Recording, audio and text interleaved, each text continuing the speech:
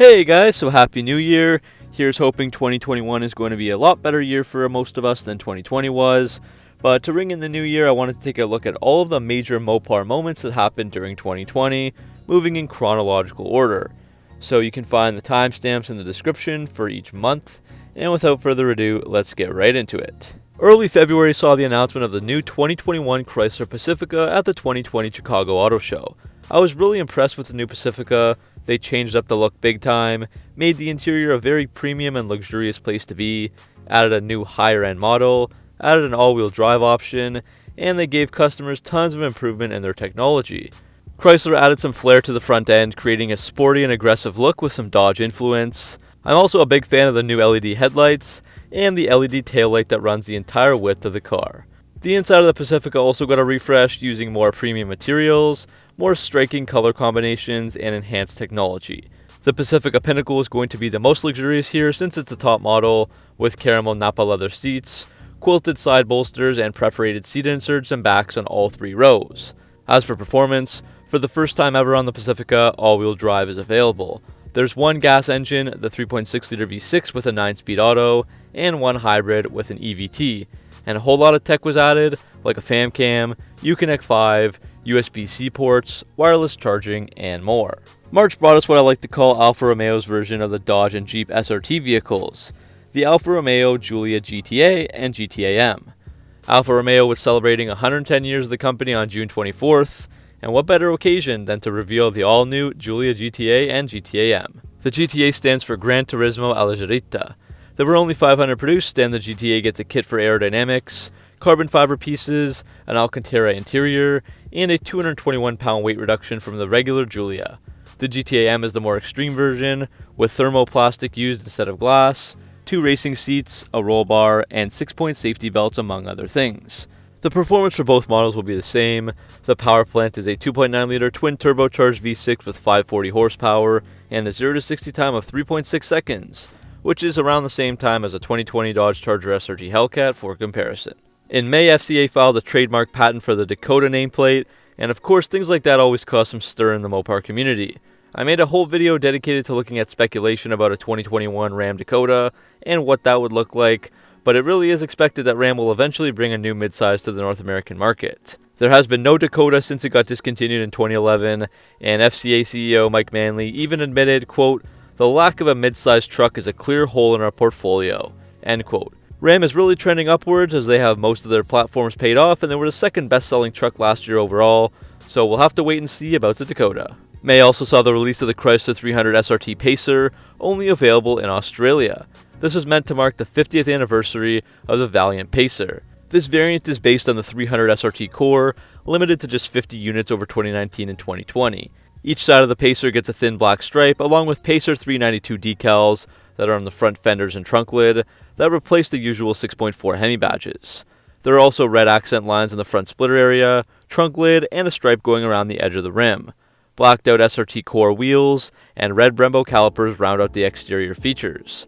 The interior gets you a Pacer plaque on the center console, telling you which number you have out of 50, and there are Pacer 392 sill covers and floor mats. And they even throw in a nice limited edition framed photo that shows both the Pacers in the wild yellow color in front of the former Chrysler factory in Adelaide. Pricing comes in at around $70,000 Australian, which is around $46,000 USD. 2020 also marked the end of an icon, the Dodge Grand Caravan. First introduced for the 1984 model year, it went through 5 different generations before the assembly production ceased on May 22, 2020. On July 2nd, Dodge had not just 1, not 2, but 3 huge announcements, revealing 3 new vehicles that are chock full of horsepower. The first was the 2021 Durango SRT Hellcat. I previously made several videos talking about the confirmation of this vehicle months ago, and that we just had to wait for it. And finally it arrived, powered by the 6.2-liter supercharged V8 with 710 horsepower and 645 pound-feet of torque. The Durango Hellcat can do 0-60 in 3.5 seconds and the quarter mile in just 11.5 seconds, all with the ZF 8-speed automatic. There's a redesigned front grille for the 2021 models, and the lower front fascia hides a cold air scoop that pulls air in. The one catch with this thing, Dodge is only building these for the 2021 model year, meaning 6 total months of production, limited to however many people choose to order. Next up was the Challenger SRT Superstock. It now assumes the role of the most quickest and powerful muscle car in the world, and it does borrow a few features and ideas from the Dodge Demon.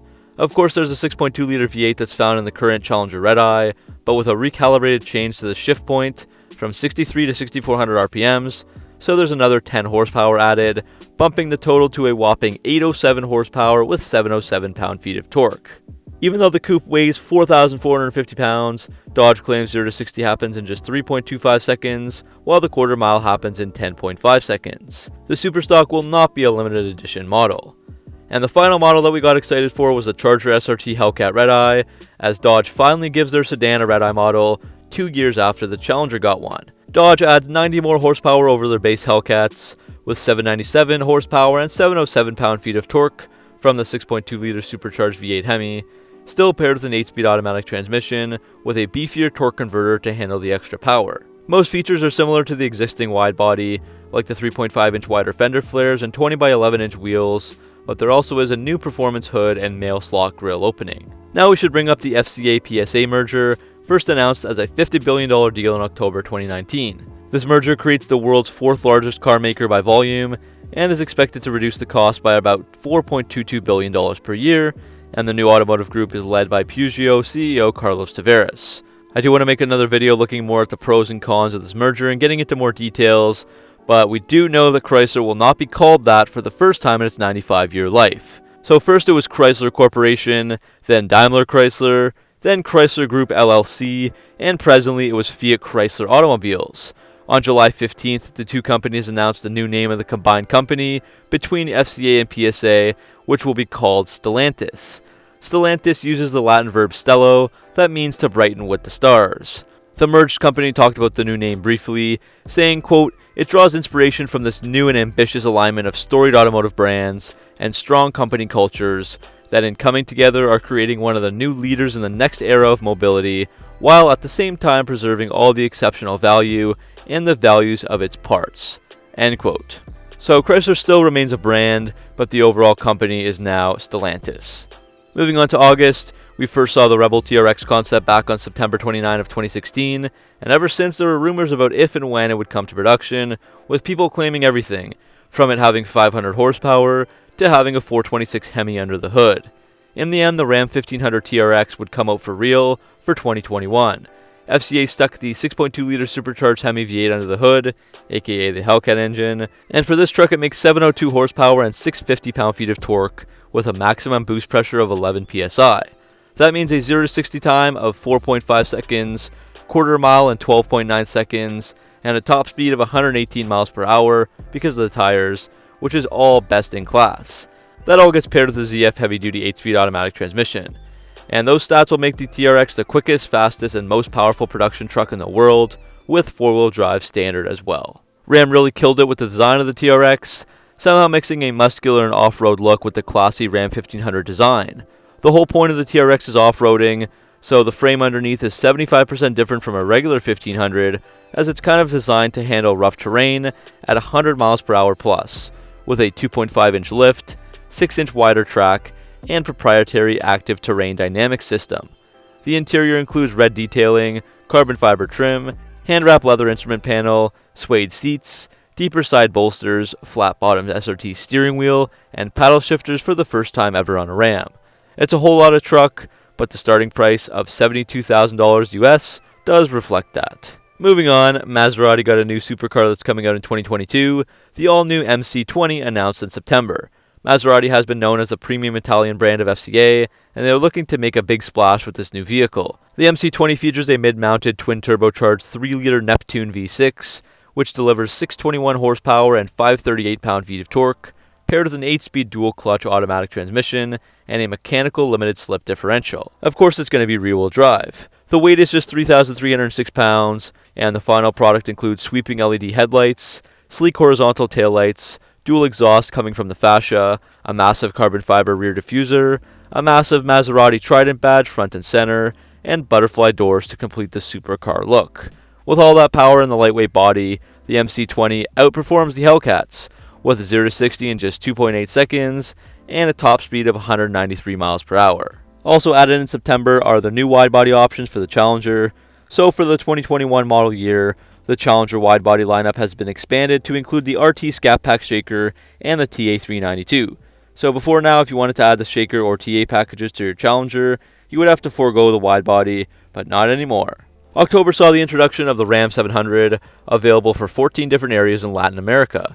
It's mechanically identical to the Fiat Strada, but rebadged and redesigned by Ram trucks. There are 3 familiar trim levels, SLT, Bighorn, and Laramie, with prices ranging from $11,000 to $15,000 in USD. It's got a bold honeycomb grille, sleek headlights, and 5 different color options. However, the performance numbers are way down from North America, as the SLT and Bighorn have a 1.4-liter Fire Evo inline 4-cylinder, making just 85 horsepower and 90 pound-feet of torque. The top trim Laramie improves on that just a bit with a 1.3-liter Firefly inline 4 with 99 horsepower and 94 pound-feet of torque. And every truck is paired with a 5-speed manual transmission with no automatic option, and they're all front-wheel drive only.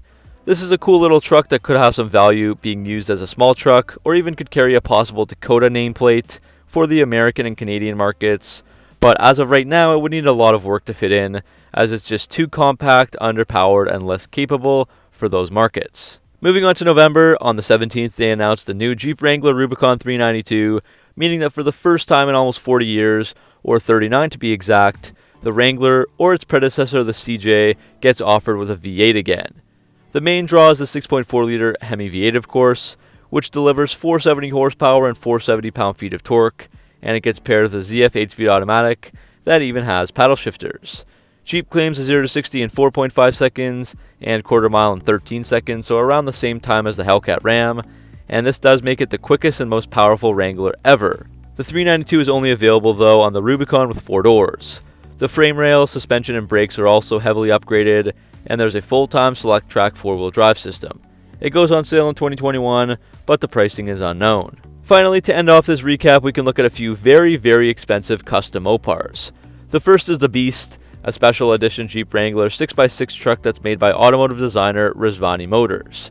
They took a Jeep Gladiator, reskinned it from top to bottom, added a second rear axle, and offered countless extra add-ons and options inside and out, like a Starry Night headliner, thermal night vision system, big brake kit with 8-piston Brembo calipers, electromagnetic mule protection, and more.